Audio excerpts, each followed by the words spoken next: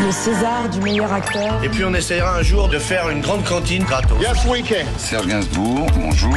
Il n'y a eu qu'un vainqueur, c'est l'espoir. Europe 1.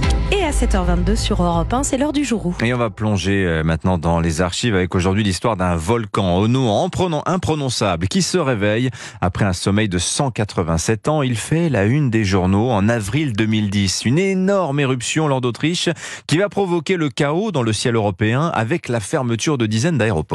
Oui, en Islande, sur ce territoire de glace et de feu, le volcan Eyjafjallajökull se réveille. Il dégage alors de gigantesques colonnes de fumée sur 8000 mètres d'altitude. Il faut savoir que les cendres d'un volcan qui sont en suspension dans l'atmosphère, ça bouche le moteur, il s'étouffe, il s'arrête de fonctionner. Impossible donc pour les avions de traverser un nuage de cendres. Et voilà le trafic aérien paralysé sur quasiment toute l'Europe. Pendant une semaine, 100 000 vols vont être annulés. C'est même la première fois depuis le 11 septembre 2001 que le trafic aérien est autant perturbé. La plupart de nos voisins d'Europe du Nord ont fermé leurs espaces aériens.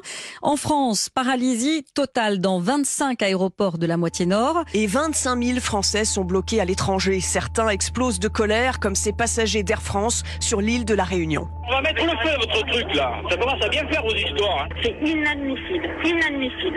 Aujourd'hui qu'on nous propose un vol pour le 1er mai alors que je devais partir le 18 avril. Qui va me payer mes jours de congé sans solde? Qui va me payer ces jours-là? C'est pas Air France. Et en 2010, les smartphones et les réseaux sociaux n'étant pas autant développés qu'aujourd'hui, les passagers à Paris découvrent pour beaucoup le problème en arrivant à l'aéroport. Nous n'avons pas écouté les informations vu notre levée tôt ce matin et nous nous trouvons un peu face à une situation de cas de force majeure.